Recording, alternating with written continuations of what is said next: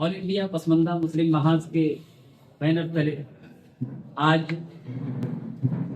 उत्तर प्रदेश के राजधानी Lucknow press club भवन में इकट्ठा हुए हैं। मैं सबसे पहले ऑल इंडिया पसमंदा मुस्लिम महाज के अमीर कारवां मोहतरम जनाब सदर मोहतरम परवेज हनीफ अंसारी साहब का शुक्रिया अदा करना चाहूँगा। साथ ही मुख्य कार्यकारी अधिकारी मोहम्मद यूनुस साहब का कि जिन्होंने मुझे झारखंड के पासमानदा संहलाद इलाके से चुन करके इस जगह पहुंचाया। मैंने कभी सोचा भी नहीं था। मैं पेशे से उर्दू नवानिगार हूं। मैं कभी किसी सम्मेलन में आज तक संबोधित नहीं किया। पहली बार ये प्रोग्राम मुझे ऑल इंडिया पसमंदा मुस्लिम महाज की तरफ से बोलने के लिए दिया गया है। खुश भी हूं और इस बात से डर भी रहा हूं कि कहीं ऐसा ना हो कि हमारी जुबान लफ्ज़िशात करे, गलतियां करे, कोताही करे। और हमारे जो संचालक महोदय हैं जिन्होंने मुझसे कहा कि कम शब्दों में आप बात रखिए, दिल में बहुत कुछ जज्बात है, बहुत कुछ बोलना चाहते हैं। हमारे सदर साहब ने हमें खुली इजाजत दे दी है कि आप बोलिए, बेबाक होकर के बोलिए, पसमंदा मुस्लिम महाज आपके साथ है। तो जब हमारे सदर मोहतरम साहब का हमें बोलने के लिए इजाजत है तो हमारे साथ जो कुछ हुआ है हम बोलेंगे। यहाँ बोलेंगे, किस जगह बोलेंगे, इसलिए कि ये हमारा घर है। हम अपने परिवार के बीच में अपनी बात नहीं बोलेंगे तो कहां बोलेंगे।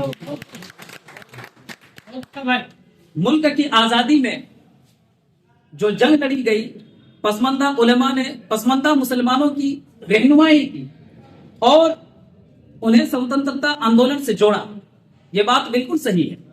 उस दौर में भी पसमंदा उलेमा गरीबी और मुफलिसी के शिकार थे, लेकिन अपनी बदहाल जिंदगी और अपने अहलो अयाल के परवाह किए बिना आजादी के कारवां को कमजोर होने नहीं दिया। लेकिन अफसोस के साथ कहना पड़ता है कि जिस उम्मीद और जिन सपनों के साथ देश को आजाद कराया गया वे आज तक पूरे नहीं हो सके। पसमंदा उलेमा आज भी गरीबी से अपना दामन नहीं छुड़ा पाए हैं। आज भी उनकी पहचान मकतब, मुअज्जिन और इमामत तक सीमित कर दिया गया है। ब्रिटिश भारत में कम से कम सरकारी स्कूलों में नौकरी का रास्ता खुला हुआ था। यह बात बिल्कुल हकीकत है। लेकिन आज पसमंदा उलेमा उससे भी वंचित हैं। जिन्होंने अंग्रेजी हुकूमत के खिलाफ सियासी रहनुमाई की, देश की आजादी दिलाई, आज उन्हीं पसमंदा उलेमा पर फतवे थोपे जा रहे हैं और उन्हें राजनीति में स्वीकार नहीं किया जा रहा है। वजह बिल्कुल साफ है। अशराफ नहीं चाहते कि पसमंदा देश की सत्ता और फैसले लेने वाली कुर्सियों तक पहुंचे। आज पसमंदा बिरादरी को केवल वोट देने वाली एक रोबोट मशीन बनाकर रख दिया गया है।